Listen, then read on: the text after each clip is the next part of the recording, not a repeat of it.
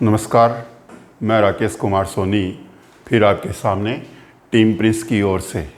साथियों, कल अपन ने बायोटेक्नोलॉजी का एक टॉपिक स्टार्ट किया था जिसमें अपन ने पढ़ा था कि बायोटेक्नोलॉजी है यूरोपियन फेडरेशन ऑफ बायोटेक्नोलॉजी के अनुसार मानव उपयोगी सेवाओं उत्पादों का सर्जन करने के लिए प्राकृतिक विज्ञान, सजीव, कोशिका अंगक, आणविक प्रतिरूपों का समाकलित उपयोग करना क्या कहलाएगा? बायोटेक्नोलॉजी कहलाएगा। जैसे कि कृत्रिम इंसुलिन का निर्माण करना, जिसको अपन होम्यूलिन बोलते हैं, ये बायोटेक्नोलॉजी के क्षेत्र के अंतर्गत आता है। बायोटेक्नोलॉजी का महत्व है चिकित्सा के क्षेत्र में, कृषि के क्षेत्र में, अन्य विभिन्न औद्योगिक क्षेत्रों में भी है। साथियों, कल अपन ने बायोटेक्नोलॉजी की मुख्य तकनीक रिकॉम्बिनेंट डीएनए टेक्नोलॉजी के बारे में पढ़ा था। रिकॉम्बिनेंट डीएनए टेक्नोलॉजी में अपन पढ़ रहे थे कि रिकॉम्बिनेंट डीएनए है वो बनाने की जो तकनीक है उसके साधन क्या हैं। उसमें से एक साधन के बारे में अपन ने थोड़ा सा पढ़ा था, जिसमें अपन ने पढ़ा था रेस्ट्रिक्शन एंडोन्यूक्लिएज एंजाइम, प्रतिबंधित एंडोन्यूक्लिएज एंजाइम, जिनको अपन ने आणविक चाकू या आणविक कैंची कहा था, क्योंकि वो उसके द्वारा समान लंबाई के डीएनए खंडों का खंडन किया जा सकता है या डीएनए को काटने में उस एंजाइम का उपयोग किया जाता है। उसमें अपन ने रेस्ट्रिक्शन एंडोन्यूक्लिएज एंजाइम है या प्रतिबंधित एंडोन्यूक्लिएज एंजाइम है, उसके नामकरण के बारे में पढ़ा था और अपन ने एक एग्जाम्पल्स लिया था। मैं दूसरा एग्जाम्पल्स उसका लेते हैं कि एक जीवाणु जिसका नाम है हीमोफाइलस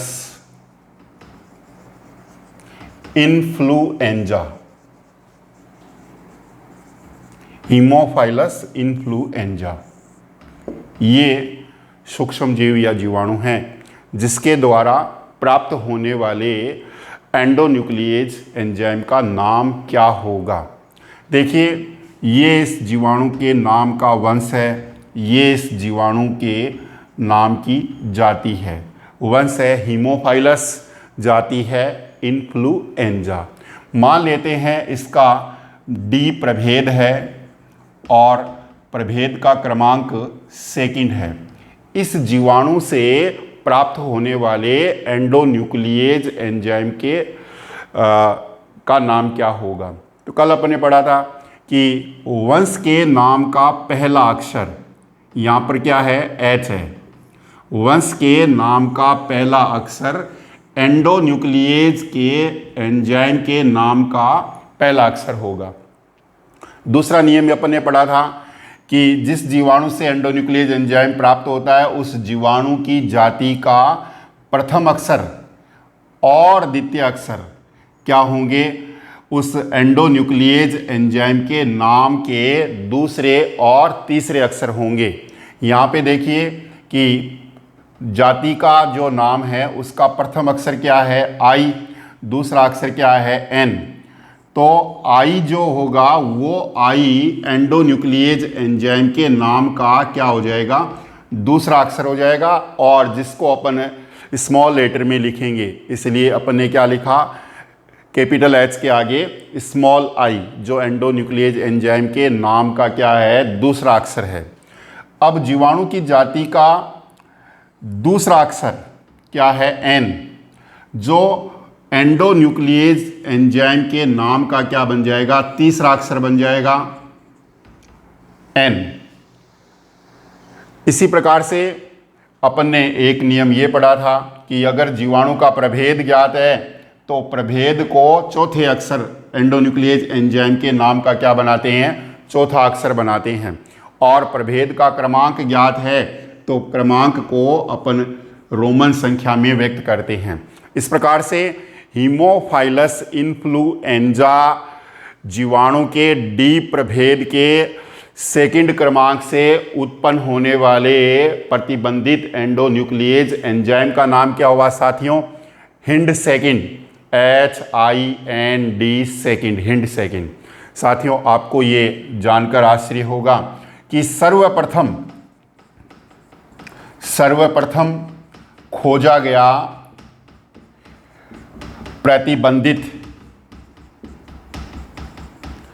एंडोन्यूक्लिएज एंजाइम कौन सा है? हिंड सेकंड है। तो एक छोटा क्वेश्चन है कि सबसे पहले खोजा गया प्रतिबंधित एंडोन्यूक्लिएज एंजाइम का नाम क्या है? तो उसका नाम क्या होगा? HIND second. अब अपने को ये पढ़ना है कि ये प्रतिबंधित एंडोन्यूक्लिएज एंजाइम किस प्रकार से कार्य करते हैं, यानी डीएनए को समान लंबाई के खंडों में काटने का कार्य प्रतिबंधित एंडोन्यूक्लिएज एंजाइम कैसे करता है। तो देखिए साथियों कि प्रत्येक जो एंडोन्यूक्लिएज एंजाइम हैं,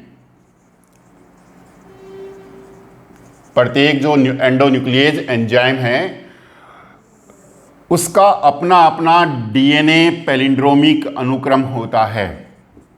डीएनए पैलिंड्रोमिक अनुक्रम होता है।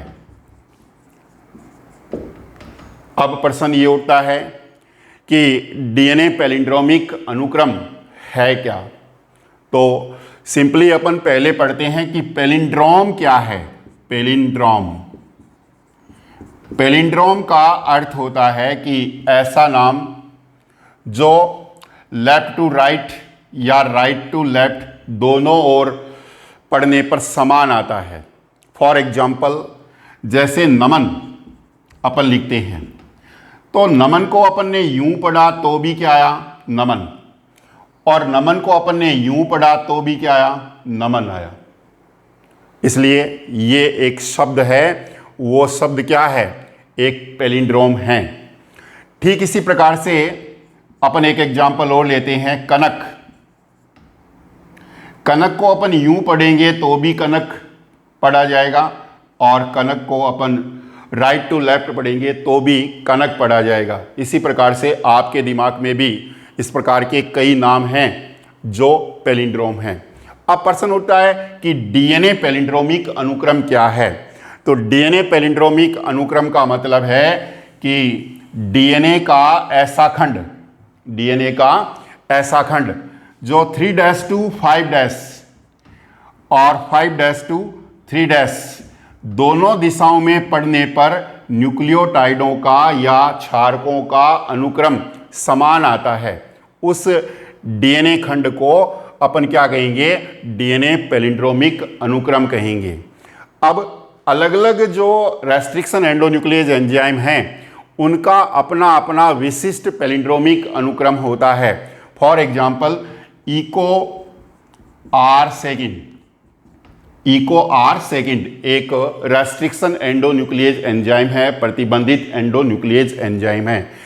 इसका पैलिंड्रोमिक अनुक्रम क्या होगा? तो इसका एक स्पेशल पैलिंड्रोमिक अनुक्रम है, डीएनए पैलिंड्रोमिक अनुक्रम है। वो क्या है? GAATT और C। GAATTC।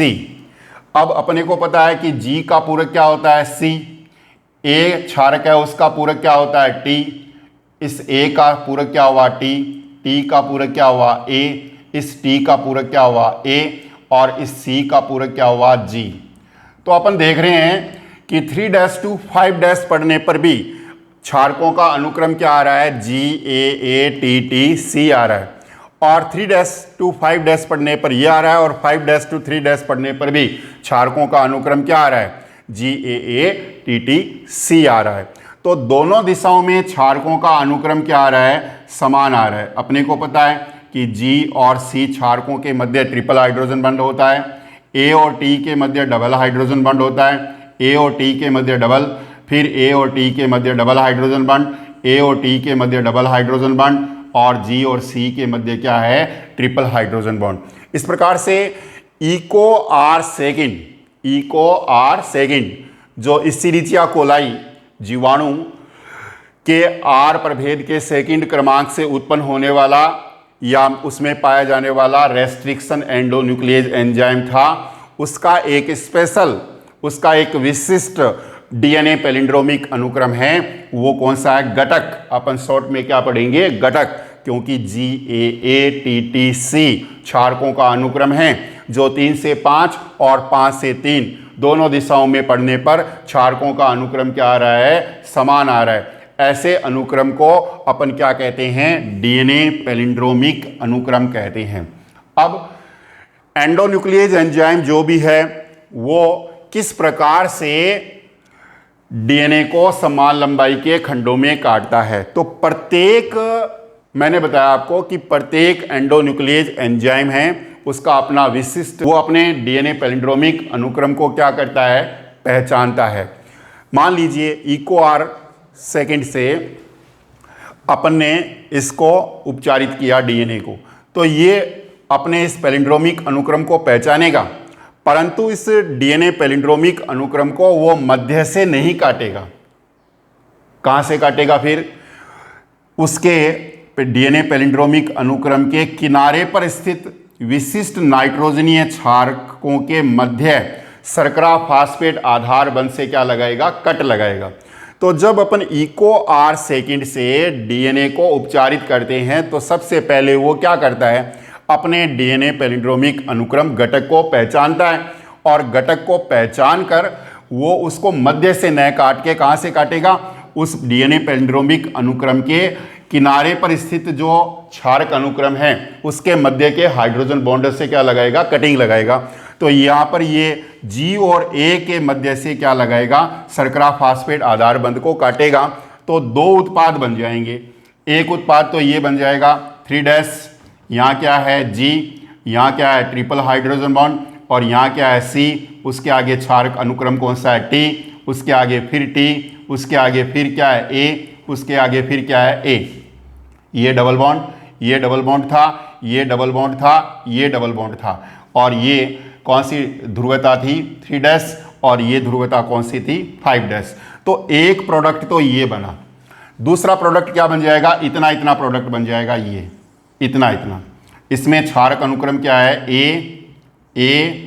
AATTC और ये क्या है G, ये 3', ये 5' और ये 3'।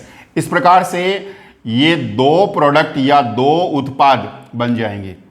तो जब हम किसी एंडोन्यूक्लियेज एंजाइम को डीएनए पर ऑपरेट करते हैं तो वह एंडोन्यूक्लियेज एंजाइम अपने डीएनए पैलिंड्रोमिक अनुक्रम को क्या करेगा, पहले पहचानेगा और पहचान के उस डीएनए पैलिंड्रोमिक अनुक्रम को मध्य से न काट के उस डीएनए पैलिंड्रोमिक अनुक्रम के किनारे की ओर स्थित विशेष क्षारकों के मध्य शर्करा फास्फेट आधार बंध से क्या लगाएगा, कट लगाएगा। जैसे एग्जाम्पल में अपन ने पढ़ा कि इकोआर जो रेस्ट्रिक्शन एंडोन्यूक्लियेज एंजाइम है उसका डीएनए पैलिंड्रोमिक अनुक्रम कौन सा था, 3' to 5' और 5' to 3' घटक था, और वो उसको G और A ग्वेनिन और एडिनिन के मध्य शर्करा फास्फेट आधार बंध से क्या लगाएगा, कटिंग लगाएगा। तो ये दो उत्पाद बन जाएंगे। इस प्रकार से इकोआर फर्स्ट या अन्य कोई भी एंडोन्यूक्लियेज एंजाइम है वो अपने अपने विशेष पैलिंड्रोमिक अनुक्रम को पहचान कर डीएनए को समान लंबाई के खंडों में खंडित करने का कार्य करता है। साथियों, अपन ने एक साधन जो पुनः संयोजी डीएनए टेक्नोलॉजी में था वो पढ़ा, वो था रेस्ट्रिक्शन एंडोन्यूक्लियेज एंजाइम। ये क्या होता है, इसके प्रकार कितने होते हैं, इसका नामकरण कैसे करते हैं, और ये डीएनए एंडोन्यूक्लियेज एंजाइम है वो किस प्रकार से कार्य करता है, अर्थात समान लंबाई के डीएनए खंडों का खंडन कैसे करता है, ये अपन ने एक उदाहरण द्वारा पढ़ा है। अब इसके बाद दूसरा जो साधन है पुनः संयोजी डीएनए टेक्नोलॉजी में, वो साधन है वाहक या वेक्टर। वाहक या वेक्टर। तो वाहक पुनः संयोजी डीएनए टेक्नोलॉजी का दूसरा साधन है वाहक या वेक्टर। इसका मतलब है कि वह साधन, वाहक क्या है, वह साधन है जो पुनर्योगज डीएनए को या इच्छित गुण वाले डीएनए को, इच्छित गुण युक्त डीएनए को परपोषी कोशिका में स्थानांतरित करता है। परपोषी कोशिका में स्थानांतरण करने का कार्य करता है, उस साधन को हम क्या कहेंगे? वाहक कहेंगे। तो वाहक क्या हुआ? वाहक एक साधन है जो इच्छित गुण युक्त डीएनए खंड को परपोषी कोशिका में स्थानांतरित करने का कार्य करता है, उसको अपन क्या कहेंगे? वेक्टर या वाहक कहेंगे। अब आपके दिमाग में एक क्वेश्चन आता है कि डीएनए को स्थानांतरित करने के लिए, किसमें? परपोषी कोशिका में स्थानांतरित करने के लिए वाहक की आवश्यकता क्यों पड़ती है? तो वाहक की आवश्यकता साथियों इसलिए पड़ी कि डीएनए है वो क्या है? वो है जलरागी, यानी हाइड्रोफिलिक है, हाइड्रोफिलिक। इसलिए डीएनए कोशिका झिल्ली को स्वयं पार करके नहीं जा सकता कोशिका के अंदर, और उसे ले जाने के लिए हमें एक साधन की जरूरत पड़ती है, और उस साधन को अपन क्या कहेंगे? वेक्टर या वाहक कहेंगे। साथियों, पुनर्योगज डीएनए टेक्नोलॉजी में वाहक के रूप में प्रयुक्त होता है प्लाज्मिड, कॉज्मिड,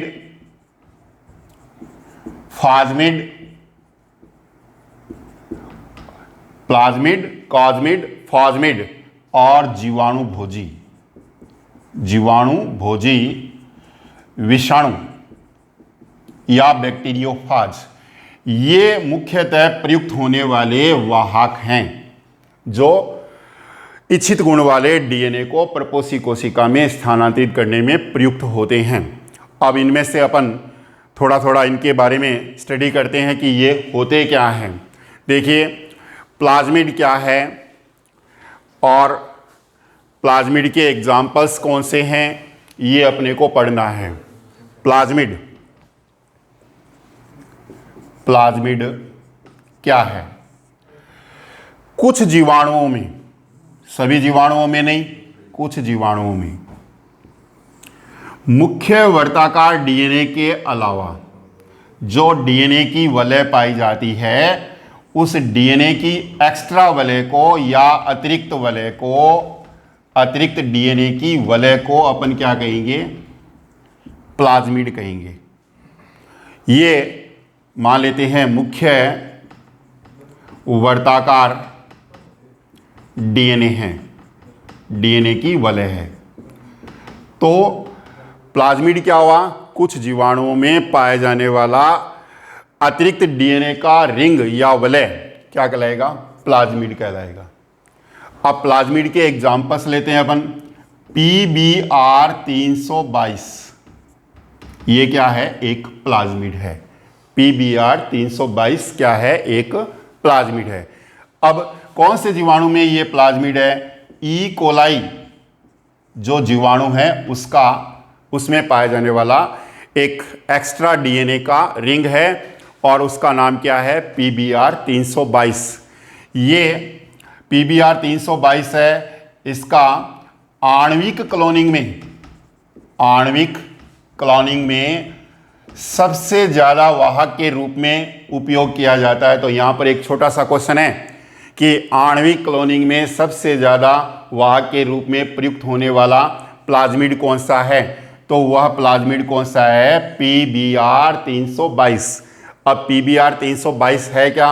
अपन ने अभी तक ये पढ़ा है कि ये एक प्लाज्मिड है जो ई कोलाई जीवाणु में पाया जाता है, जिसका आणविक क्लोनिंग में सबसे अधिक वाहक के रूप में प्रयोग किया जाता है। अब देखिए कि ये PBr 322 जो प्लाज्मिड है उसमें P स्टैंड करता है, P stand for plasmid, P stand for plasmid. ये B क्या स्टैंड करता है? B stand for Bolivar. और R क्या इंडिकेट करता है? R stand for Rodriguez. तो P यहां पर स्टैंड कर रहा है किसको? प्लाज्मिड को, बी स्टैंड कर रहा है किसको, बोलीवर को, आर स्टैंड कर रहा है किसको, रॉड्रिग्यूज को। अब देखिए इस पीबीआर 322 जो प्लाज्मिड है उसका आकार कितना होता है, उसका आकार होता है near about 4.36 base pair BP.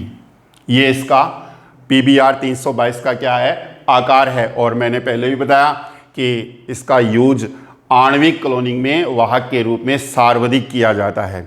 अब पीबीआर 322 का अगर अपन स्ट्रक्चर बनाएं तो पीबीआर 322 की क्या विशेषता है, देखिए साथियों, ये मान लेते हैं कि पीबीआर 322 है जो ई कोलाई में पाए जाने वाला एक्स्ट्रा डीएनए का वलय है।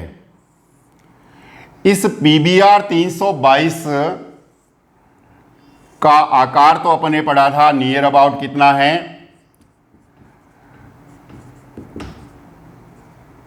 322 का आकार है 4.36 बेस पेयर है। अब इसमें एक ओरी स्थल पाया जाता है, ORI का पूरा नाम होता है origin of replication, origin of replication. Replication का मतलब होता है डीएनए से डीएनए के अणु का निर्माण होना, क्या है, रेप्लिकेशन है। तो वह स्थान जहां से इसकी पुनरावृत्ति या रेप्लिकेशन शुरू होती है उसको प्रतिकृति का उद्भव स्थल हिंदी में बोलते हैं, और इंग्लिश में अपन क्या बोलते हैं, ओरिजिन ऑफ रेप्लिकेशन। ये साइट पाई जाती है। इसमें एक रोप ROP रोप क्षेत्र होता है जो कोडॉन को निर्धारित करने वाला क्षेत्र होता है। इसमें 2 प्रतिजैविक प्रतिरोधी जीन पाए जाते हैं। पीबीआर 322 में 2 प्रतिजैविक प्रतिरोधी जीन पाए जाते हैं। एक प्रतिजैविक प्रतिरोधी जीन होता है AMPR और दूसरा प्रतिजैविक प्रतिरोधी जीन होता है TETR। AMPR का मतलब होता है एम्पिसिलिन, एम्पिसिलिन प्रतिजैविक प्रतिरोधी जीन, और TTR का मतलब होता है टेट्रासाइक्लिन, टेट्रासाइक्लिन प्रतिजैविक प्रतिरोधी जीन। तो पीबीआर 322 में 2 प्रतिजैविक प्रतिरोधी जीन है। एक प्रतिजैविक प्रतिरोधी जीन हुआ AMPR और दूसरा प्रतिजैविक प्रतिरोधी जीन हुआ TETR। अब ये जीन क्या काम आते हैं, इन दोनों में से किसी एक जीन के स्थान पर हम क्या कर सकते हैं, इच्छित गुण वाले डीएनए को स्थापित कर सकते हैं और पुनर्योगज डीएनए बना सकते हैं। तो AMPR और TETR की जगह पर अपन क्या कर सकते हैं, इच्छित गुण वाले डीएनए खंड को लगा सकते हैं। तो मान लीजिए अपन ने यहाँ पर TTR वाले स्थान पर इच्छित गुण वाले डीएनए को स्थापित किया है, तो जिस प्रतिजैविक प्रतिरोधी जीन के स्थान पर इच्छित गुण वाले डीएनए को स्थापित किया जाता है वह प्रतिजैविक प्रतिरोधी जीन है, वो क्लोनिंग स्थल कहलाएगा। तो वह क्या कहलाएगा, क्लोनिंग स्थल। दूसरा जो प्रतिजैविक प्रतिरोधी जीन बच गया उसका उपयोग अपन किस में करेंगे, उसका उपयोग अपन ने करेंगे कि जो प्रपोसी कोशिका है वो रूपांतरित हुई है या नहीं हुई है, उसकी पहचान करने में किया जाएगा। तो ये दूसरा जो बच गया उसको अपन बोलते हैं वर्णात्मक चिन्ह। तो ये दोनों जीन जो पाए जाते हैं AMPR और TTR, ये क्लोनिंग साइट का भी कार्य करते हैं और वर्णात्मक चिन्ह का भी कार्य करते हैं, यानी रूपांतरित और अरूपांतरित प्रपोसी कोशिका की पहचान करने में भी और विजातीय या इच्छित गुण वाले डीएनए को स्थापित करने में भी इसका उपयोग किया जाता है। इसलिए ये दोनों जीन क्या हैं, दोनों जीन क्लोनिंग साइट भी हैं और दोनों जीन वर्णात्मक चिन्ह भी हैं।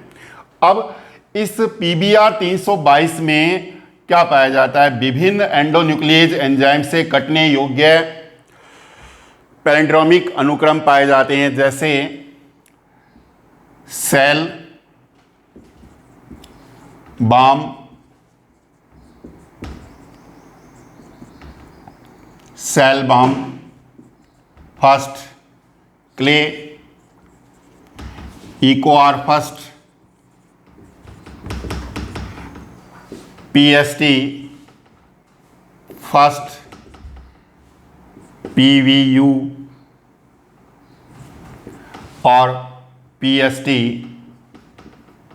सेकेंड। इस प्रकार से इस पीबीआर 322 को हम विभिन्न एंडोन्यूक्लियस एंजाइमों से काट सकते हैं, क्योंकि विभिन्न एंडोन्यूक्लियस एंजाइमों के इसमें क्या है, डीएनए पैलिंड्रोमिक अनुक्रम भी हैं। और ये पीबीआर 322 है वो अपनी प्रतिकृति परपोषी कोशिका में अपने आप करता है। इसलिए पीबीआर 322 आणविक जीन क्लोनिंग में एक सर्वोत्तम वाहक के रूप में प्रयुक्त किया जाता है, या सबसे ज़्यादा पीबीआर 322 का आणविक क्लोनिंग में उपयोग किया जाता है। थैंक यू साथियों, आप इसको समझने का प्रयास करें और अपने कमेंट्स हमें कमेंट्स बॉक्स में डालिए। और अभी तक आपने अगर सब्सक्राइब नहीं किया है तो सब्सक्राइब कीजिए। थैंक यू, धन्यवाद।